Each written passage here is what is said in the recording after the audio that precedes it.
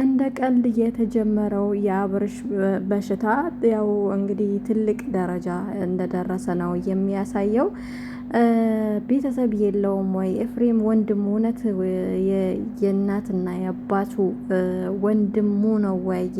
በእናትና አባትም አንድ ናቸው ወይ ብሎ ብዙ ሰው ኮሜንት እየጻፈ ያው ብዙ ነገር እያለ ነበር። እና ዛሬ ደግሞ ቡዜ መታ ወንድሜን ወስዳለሁ እያለች ብትሞክርም አብርሽ ጥሏት ደግሞ መኝታ ክፍሉን ገብቷል።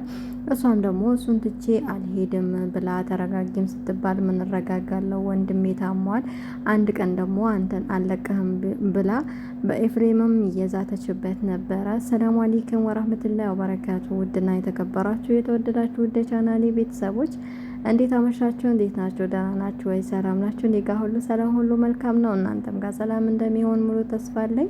ባላችሁበት ሰላማችሁ ብዝት ይበልልኝ ያልኩኝ እንደተለመደውም በአዲስ ቪዲዮ መጥቻለሁ። ወዳችሁ ፈቅዳችሁ ለምታበረታቱኝ እጅግ አድርጌ አመሰግናለሁ።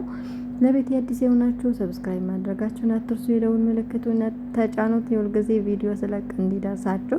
አለኩል ያህል ሰሞኑን ያው በተከታታይ የተለያዩ ቪዲዮዎች እየተለቀቁ ነው፣ በአብርሽም ቤት፣ በሩታን ቤት እንዲሁም ደግሞ በሄርሜላ ቤት እና አብርሽ ብዙ ጊዜ በዝምታ ያሳልፋል። ሰዎችን ዝም ብሎ በጥሩ ነገርም መጥፎ ነገርም ሲናገሩት ያው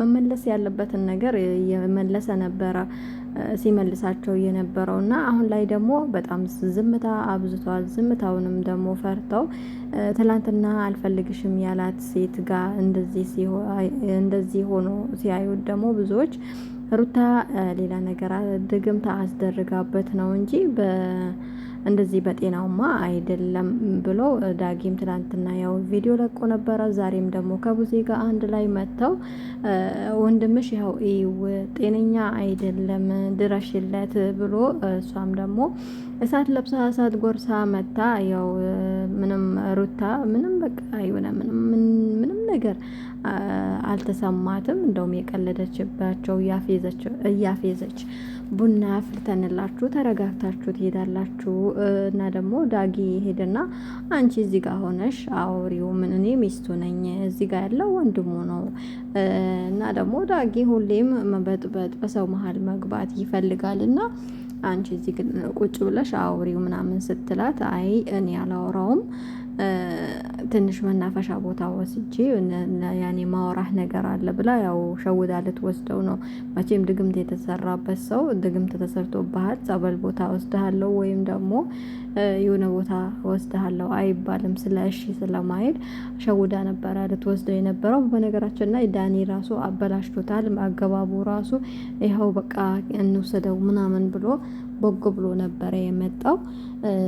ያው እውነት ለመናገር ሁሉም ዝም ማለቱ እንዴት ለምን የሚለውን ነገር ሁላችንም አሳስቦን ነበረ። ግን ወንድሙ የሆነ ነገር ቢደረግበት እርግጠኛ ነኝ ከምንም ከማንም በላይ ከወንድሙ በላይ የሚቀርበው ሰው የለም እና ወንድሙ በእንደዚህ አይነት ነገር ደግሞ ይጨክናል ብዬ አላስብም። ብዙዎቻችሁ ኤፍሬም ጤነኛ አይመስለኝም እያላችሁ ነበረ በኮሜንት ማለት ነው።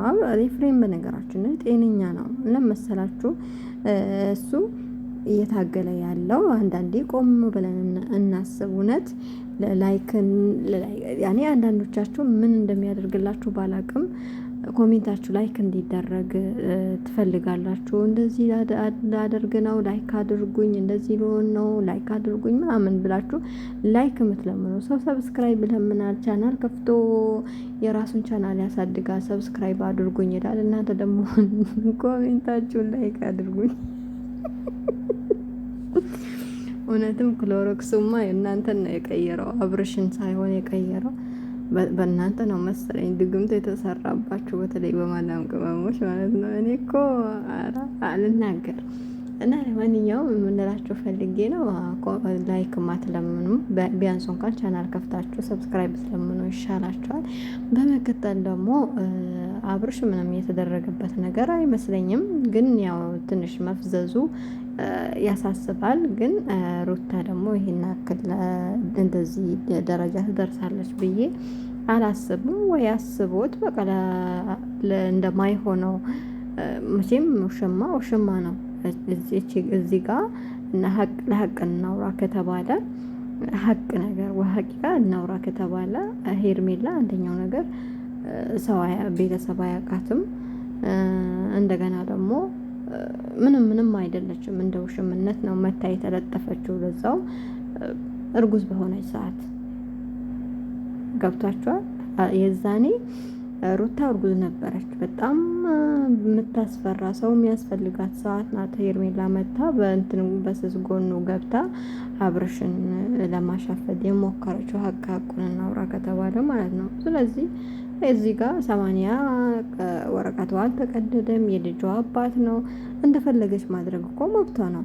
ሩታ እንደፈለገች ማድረግ ባሏ እስከሆነ ድረስ እስካልተለያዩ ድረስ እናንተም ማሽቃበጥ የለባቸውም። ግን ድግምት አድርጋበት ያስደርጋበት ከሆነ በጣም ይደብራል። ሰው ሁሉ ይጠላታል። ገባችሁ? እንደውም እሷን ብዙ አድናቂ ያላት ብዙ ተመልካች አላት። እሷ የሌለችበት አይሞቅም። እውነት ለመናገር እሷ የሌለችበት ቻናል አይታይም። በተለይ እነሱ አንድ ላይ የሚሰሩ ሰዎች ማለት ነው። ስለዚህ እኔ ሩታ ጥፋቷን የትም ጋር አልታየኝም እና ይቅርታ አድርጉልኝ። ሩታ በሁሉም ነገር ትክክል ናት ብዬ ነው እኔ አቋሜን አልቀይርም። እንደ እናንተ በቃ በኮሜንት በምናምን ምሽለጠለጥ ሰው አይደለሁኝም። ከሰራው እሰራለሁኝ። ሀሳቤን ደግሞ የማቅረብ ሙሉ መብት አለኝ ስልኬ እስከሆነ ድረስ ማለት ነው። እና ምንም ነገር አላየውባትም። አብርሽም ደግሞ ወደ ራሱ ይመለሳል። የዛኔ ውሳኔው ደግሞ የራሱን ውሳኔ ይወስን። ድራማ ካልሆነ ደግሞ በቃ ከአንዳቸው ሆኖ አንዳቸውን የሩታ ወረቀት አልተቀደደማ ተቀደደ ብለው ይለያዩ ይገላገሉ። ግን ሲቀጥል ደግሞ እኔ ድራማ እየሰሩብን ነው ብዬ ነው ማምነው። እናንተስ ሀሳብ አስተያየታችሁን ኮሜንት ስር አስቀምጡ። በሌላ ቪዲዮ እስከምንገናኝ ደህና ሰንብቱልኝ፣ ደህና ሁኑልኝ። ላይክ፣ ሼር፣ ሰብስክራይብ እያደረጋችሁ አበረታቱኝ። መልካም ምሽትን ተመኘውላችሁ። ሰላም አለይኩም ወራህመቱላሂ ወበረካቱ።